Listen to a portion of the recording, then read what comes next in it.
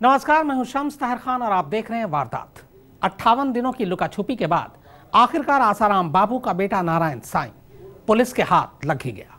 हालांकि नारायण साईं ने पुलिस को छकाने की तमाम कोशिशें की, पर मोबाइल फोन का इस्तेमाल उसे महंगा पड़ा, क्योंकि उसी मोबाइल फोन के सर्विलांस से दिल्ली पुलिस की क्राइम ब्रांच नारायण साईं तक पहुंच सकी।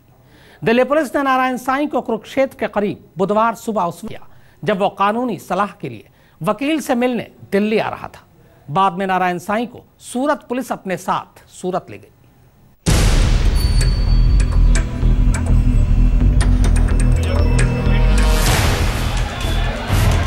बेशर्मी की इंतहा देखिए।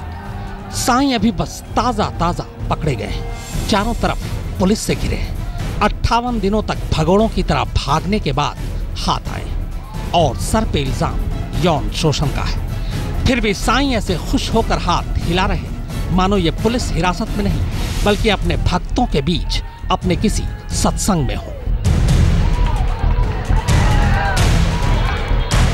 58 दिन, जी हां, पूरे 58 दिनों तक देश भर के कई राज्यों की पुलिस को दौड़ाने और थकाने के बाद आखिरकार जब संत का चोला पहनकर लड़कियों की आबरू से खेलने वाला नारायण साईं पकड़ा गया, तब हाव भाव के साथ उसका हुलिया भी बदला हुआ था। पुलिस को धोखा देने के लिए उसने साईं का चोला उतारकर जीन्स शर्ट और पगड़ी पहन रखी थी।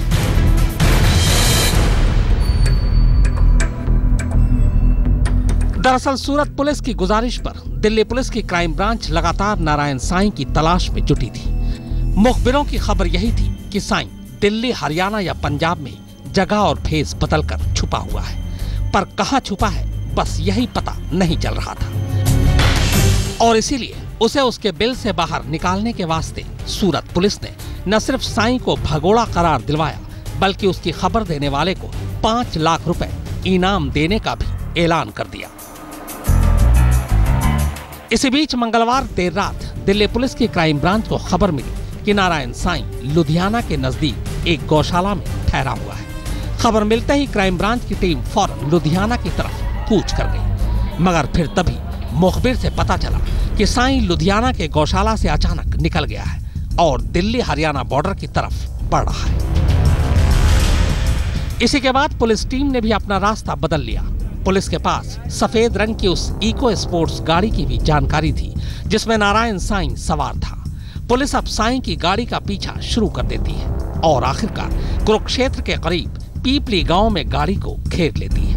नारायण साईं कार की पिछली सीट पर छुपकर बैठा हुआ था। पहले तो पुलिस भी उसे देखकर गलतफहमी में पड़ गई। साईं को कभी इससे पहले जीन्स शर्ट और पगड़ी में किसी ने देखा भी नहीं था। 58 दिनों से कानून की आंखों में धूल झोंक रहे नारायण साईं और उनके साथी को आखिरकार दिल्ली पुलिस ने धर दबोचा। दरअसल दिल्ली पुलिस की क्राइम ब्रांच को सूचना मिली थी कि नारायण साईं लुधियाना में है। लुधियाना से पीछा करते करते आखिरकार नारायण साईं और उनके साथी को कुरुक्षेत्र के पास से गिरफ्तार कर लिया। मगर पुलिस चेहरा अच्छी तरह पहचानती थी, लिहाजा साईं को दबोचने में ज्यादा दिक्कत नहीं आई। इसके बाद पुलिस ने जैसे ही उसे अपनी गाड़ी में बिठाया, साईं हाथ जोड़कर पुलिस से बोला कि प्लीज मुझे मारना मत, मैं ही नारायण साईं हूं। इसके बाद पुलिस उसे लेकर सीधे दिल्ली क्राइम ब्रांच के दफ्तर आई। उसका मेडिकल कराया गया और फिर रोहिणी कोर्ट में पेश किया गया। तब तक सूरत पुलिस को भी साईं की गिरफ्तारी की खबर मिल चुकी थी, लिहाजा सूरत पुलिस की टीम दिल्ली के लिए रवाना हो गई। लगभग 2 महीने से पुलिस की आंखों में धूल झोंकता नारायण साईं आखिरकार कानून की गिरफ्त में है। अब अदालत की कार्रवाई ही तय करेगी कि बलात्कार जैसे संगीन मामले में फंसे नारायण साईं का भविष्य क्या होगा। चूंकि नारायण साईं के खिलाफ दिल्ली में कोई मामला नहीं है, लिहाजा अदालत ने उसे ट्रांजिट रिमांड पर सूरत पुलिस को सौंप दिया, जहां 2 बहनों ने उसके खिलाफ 6 अक्टूबर को बलात्कार का मामला दर्ज कराया था। शिवेंद्र श्रीवास्तव, अनुज मिश्रा और मुनीश देवगन के साथ चिराग गोठी, दिल्ली आज तक। पुलिस की निगाह में वो शातिर है, जबकि साधकों की निगाह में आले दर्जे का भोला। लेकिन हकीकत यह है कि कानून से 58 दिनों के इस रेस में नारायण साईं को आखिरकार उसकी शातिर मिजाजी ही ले डूबी। हालांकि इस दौरान पुलिस से बचने के लिए वो अहमदाबाद से लेकर यूपी, बिहार, हरियाणा और पंजाब न जाने कहां कहां छुपता रहा। फोन सर्विलांस से पकड़ा गया नारायण साईं। ड्राइवर से मिला था पुलिस के साईं का नया नंबर। 15 दिन से छुपा हुआ था लुधियाना के गौशाला में। कानूनी सलाह के लिए वकील से मिलने दिल्ली आ रहा था। हर जगह ड्राइवर और रसोइया साथ रखता था साईं।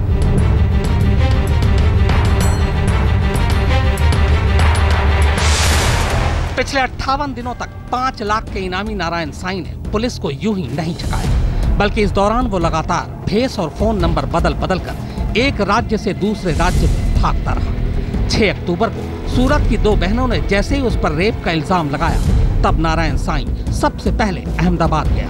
वहां वो अपने एक भक्त के घर ठहरा, मगर जैसे ही उसे लगा कि अहमदाबाद में रुकना ठीक नहीं, वो वहां से बिहार चला गया। बिहार में अलग अलग जगहों पर छुपने के बाद वो उत्तर प्रदेश गया। आगरा में भी उसे उसके एक भक्त ने पनाह दी। आगरा में कई दिनों तक रहने के बाद वो हरियाणा गया और फिर वहां से पंजाब में भी उसने कई बार ठिकाने बदले और अब पिछले 15 दिनों से लुधियाना में एक गौशाला में छुपा हुआ था। दिल्ली पुलिस के क्राइम ब्रांच के सूत्रों के मुताबिक नारायण साईं बुधवार को इको स्पोर्ट्स कार में लुधियाना से दिल्ली आ रहा था। दरअसल नारायण साईं को कानूनी मशवरा के लिए दिल्ली में एक वकील से मिलना था। साईं को लगा कि बुधवार को दिल्ली में विधानसभा चुनाव के मद्देनजर सारी सुरक्षा पोलिंग बूथ पर होगी और वो आसानी से निकल जाएगा, लेकिन उसे पता नहीं था कि उसका सबसे नया फोन नंबर पुलिस के हाथ लग चुका है।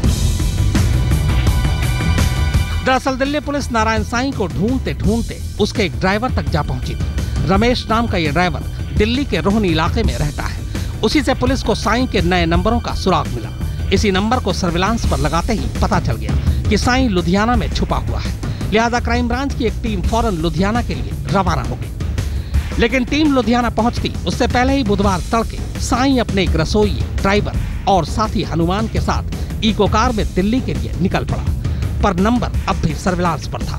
लिहाजा पुलिस उसे पूरे रास्ते ट्रैक करती रही और आखिरकार कुरुक्षेत्र के करीब उसे दबोच लिया गया।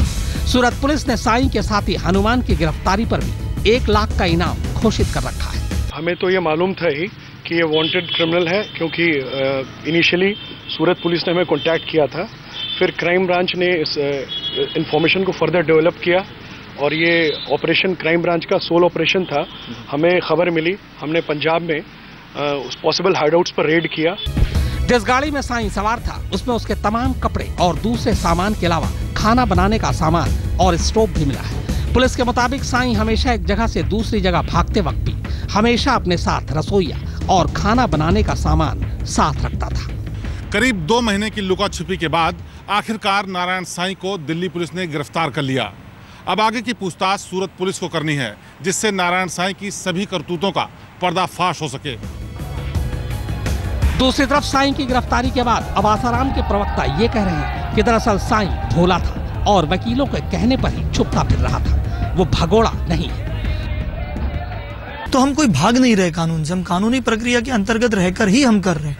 एंटीसिपेटरी बेल की सुनवाई ही अगर 1.25 महीने 1.5 महीने तक चली और उसके बाद में उसका जो निर्णय आया और अल्टीमेटली रिजेक्ट हुई, that is the hard fact. पर 58 दिनों की लुकाछुपी के बाद साईं के हाथ आते ही जाहिर है अब उसके गुनाहों का बही खाता सबके सामने होगा। शिवेंद्र श्रीवास्तव, मुनीश देवकर और अनुज मिश्रा के साथ चिराग कोठी, दिल्ली आज।